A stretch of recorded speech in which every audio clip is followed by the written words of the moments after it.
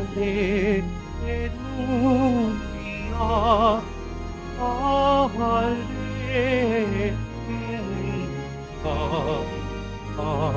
Hallelujah,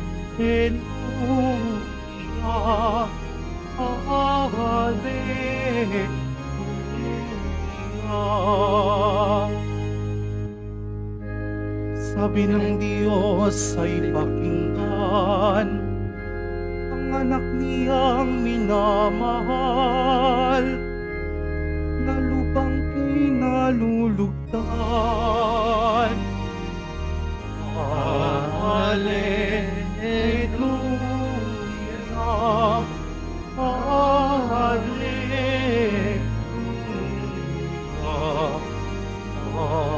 Hallelujah, Hallelujah.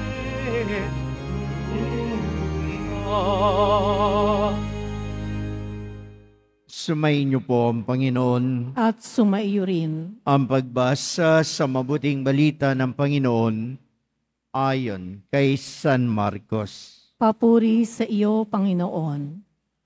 Noong panahon na yon, umakyat si Jesus sa isang mataas na bundok. Wala siyang isinama kundi sina Pedro, Santiago at Juan. Samantalang sila'y naroon, nakita nilang nagbagong anyo si Jesus. Nagniningning ang kanyang kasuotan na naging puting-puti. Ano pat walang sino man makapagpapaputi ng gayon. At nakita ng tatlong alagad, si Moises at si Elias, na nakikipag-usap kay Jesus. Sinabi ni Pedro kay Jesus, "Guro, mabuti pa'y dumito na tayo. Gagawa po kami ng 3 kubol. Isa sa inyo, isa kay Moises, at isa kay Elias." Hindi nalalaman ni Pedro ang kanyang sinasabi, sapagkat masyado ang takot niya at ang kanyang mga kasama. At nililiman sila ng isang alapaap, at mula rito'y may tinig na nagsabi, "Ito ang minamahal kong anak, pakinggan ninyo siya." Pagdakay tumingin ang mga alagad sa paligid nila at nakitang wala silang kasama roon, kundi si Jesus. Habang bumababa sila sa bundok, ay mahigpit na ipinagtagubilin sa kanila ni Jesus, "Huwag ninyong sasabihin kanino man ang inyong nakita, hanggat hindi muling nabubuhay ang anak ng tao." Sinunod nila ang tagubiling ito, ngunit sila'y nagtatanungan kung ano ang kahulugan ng sinabi niyang muling pagkabuhay. Ang mabuting balita ng ating Panginoon. Pinupuri ka namin, Panginoong Hesukristo. Magsiupo ang lahat. Isang mapagpalang umaga sa ating lahat. Sa lahat ng nanonood sa atin, sa lahat ng social media platform natin, sa lahat ng mga kapatid natin na nasa ibang bansa, lalo na ang mga manggagawang Pilipino. Dumanas ka na ba ng dilim sa buhay mo? Madilim ba ang buhay mo ngayon? Bat ka ba ng problema? Ang dami mo bang iniintindi? Nanghihina ka na ba? Dami mong problema. Ang dami mong karamdaman. Masama ang loob mo. Nahihirapan ka. Nararanasan mo ba yun? Nararanasan mo ba yun sa sandaling ito? Na para bagang wala kang direksyon? Ang dami mong iniisip, naguguluhan ka, nagugulimihanan ka. Ano ba ang buhay mo ngayon? Wala bang direksyon? Meron bang Diyos na dumidinig sa iyo? Ano nga ba ang pananampalataya natin? Ano na nangyayari sa atin? Nag-iiba ba ang pagkatao mo dahil sa mga dilim sa buhay mo?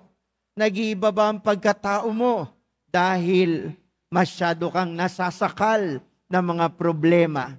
Di ba ga naririnig natin kung minsan ng isang tao na kapag siya'y nagkamali o nakagawa ng mali, nasasabi niyang, nagdilim ang paningin ko.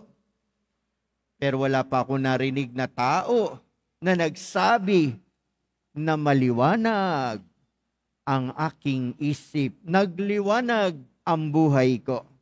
Meron na ba kayong narinig nun? Meron na ba kayong narinig nagsabi sa iyong, nagliwanag ang isip ko sa iyo? Pag nagkamali tayo, nakagawa ng hindi maganda, ano sabi mo? Nagdilim ang isip ko. Lagi bang nagdidilim ang isip mo? At sa pagdilim ng isip natin, tunay ngang nakagagawa tayo ng hindi maganda. Kaya ngayong araw na ito nakapistahan ng pagbabagong anyo ng ating Panginoon. Tulad ng sinasabi ko, ano nga ba ang buhay mo? Ano ba ang nangyayari sa buhay natin? Sinasabi ngayon ng kapistahang ito na meron tayong tunay na Panginoong Jesus Nazareno, tunay na Diyos, na ang lahat ng hirap natin, lahat ng alalahanin natin, lahat ng problema natin, dahil siya rin ay tagapagligtas. Kaya 2 punto na sinasabi ko sa inyo, ang kapistahang ito, pinapakita ni Jesus kung sino siya. Siya ang liwanag, ang anak na Diyos, ang Diyos. Kalawa, siya ang tagapagligtas. Ikatlo, siya ang liwanag sa buhay natin. Anumang dilim, anumang pagsubok, anumang kinalalagyan natin ngayon, lahat ng dinadala natin, lahat ng pagsubok natin, tumingin ka lang sa liwanag. Lahat yan may katapusan. Lahat yan matatapos kung ikay nakatingin kay Jesus, ang liwanag ng buhay natin. Huwag kang titingin sa dilim. Huwag mong hayaan ang dilim ay kumubkob sa iyo, kaya magdidilim ang isip mo. Kaya sinasabi ngayon na tumingin tayo kay Jesus, ang liwanag. Kung titignan ninyo ang poong Jesus Nazareno, tuwing pumapasok tayo, ako dumadaan sa likod, pagpasok ko doon, tinataas ko kagad ang kamay ko sa Kanya. Nilalapitan natin siya. Bakit ka nagsisimba? Bakit tayo nananalig sa Kanya? Una't higit, sino siya? Siya ang Diyos. Anak ng Diyos. Kaya ang kapista ng transfigurasyon, anong nire-reveal? He revealed Himself as the divine God. Pinapakita niya ang kalwalati, ang meron siya. Ngunit dahil sa kanyang kababaang loob, hinubad niya. Naging tagapagligtas natin.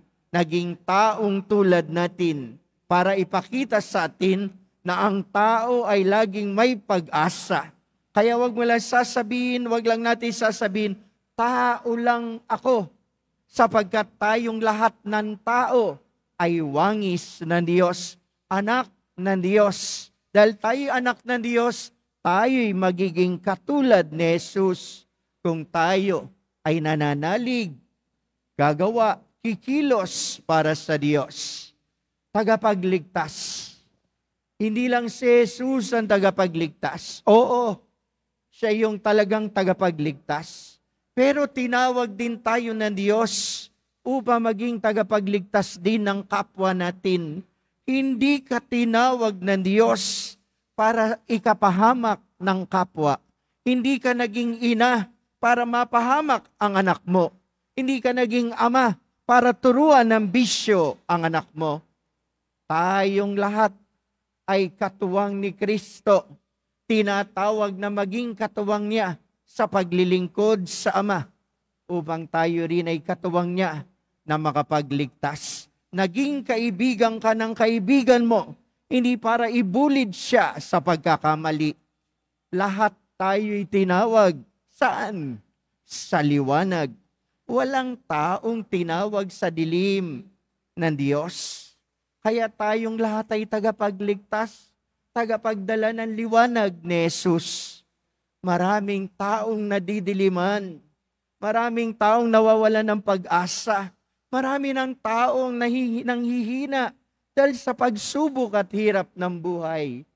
Tinawag tayo ni Jesus upang maging katulad niya. Dalhin ang liwanag sa mga taong nadidiliman ang buhay. Alam nyo, katatapos lang ng retreat namin, mga pari, last week. Doon sa retreat, isa sa topic namin ay yung transfiguration. Sabi ng isang paring kasama ko, nandun sa linya ko, sabi ko, ako nga, kasi pinag-uusapan yung mga dilim sa buhay, the mess that we have done, yung mga mali, yung mga pagkukulang, yung mga pagkadapa, yung lahat ng hirap. Nung sabi ko, ako rin, ang dami kong pagsubok. Ako rin, ang dami kong sakit. Nilapitan kagad ako ng isang pare. Iba ka naman eh. Anong iba? Pare-parehas tayo. Iba ka. Bakit iba ako? Malakas ka sa poong Jesus Nazareno. Iba ka. Iba ka. Nung pinagninilayan ko yung sinabi niya, bakit ako iba? Malakas ka sa poong Jesus Nazareno. Ang dami mong dinaanan, sabi niya sa akin, ang daming imposibleng naganap sa buhay mo. Ano nakita niya? Si Jesus Nazareno. Ikaw din, kapatid ko. Iba ka. Iba ka.